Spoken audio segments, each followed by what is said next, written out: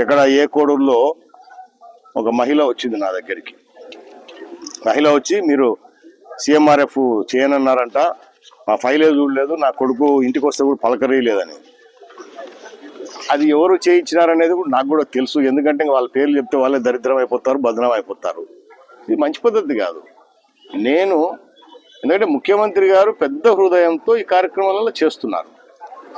ఒకసారి ఆమెకు చెక్కు వాళ్ళ పిల్లలకి చెక్కు ఇవ్వడం జరిగింది నెల కిందట చెక్కు వచ్చినప్పుడు మళ్ళీ ఒక చెక్కు ఒకసారి ఇస్తే దాదాపు 3 సంవత్సరాల వరకు ఇవ్వడానికి లేదు. అయినా నేను ముఖ్యమంత్రి గారితో ఏదైనా స్పెషల్ రిక్వెస్ట్ చేసుకుని ఆ కుటుంబం మరీ ఇబ్బందులు ఉంటే ఒక 1 year తర్వాతనో 2 years తర్వాతనో ఏదో కష్టపడి ఆయన అడిగి రిక్వెస్ట్ చేసి తీసుకొని వచ్చి ఇస్తున్నాం. సో నెల ఇప్పుడు చెక్కులు ఇచ్చాం వీళ్ళకందరికి. వీళ్ళు మళ్ళీ రేపే బిల్లులు తీసుకొచ్చి చేయడానికి రాదు. సో దాని గైడ్ లైన్స్ ఆ విధంగా ఉన్నాయి. సో అది అర్థం చేసుకోలేకుండా ఎవరో చెప్పిన మాటలు వినేసి వచ్చేసి మమ్మల్ని మాట్లాడడం అనేది కరెక్ట్ కాదు. ఆ రోజు ఆమెకు కూడా చెప్పడం కూడా జరిగింది. అర్థం చేసుకోలేని వాళ్ళకు మనం ఏం చెప్పలేము. అది చేయించిన వాళ్ళని కనీసం అర్థం చేసుకోవాలి. వాళ్ళు కూడా మంచి మంచి పొజిషన్లోనే ఉన్నారు. మనం ప్రభుత్వంలో ఉన్నప్పుడు ఇప్పుడు ఈరోజు పార్టీలకు అతీతంగానే కార్యక్రమం చేస్తా ఉన్నాం. ప్రతిసారి ఎంతోమంది వైఎస్ఆర్లు కూడా తీసుకుపోతుంటారు, బీజేపీలు తీసుకుపోతుంటారు, అవునా, లేదా సిపిఐ CPM రకరకాలలో వస్తారు.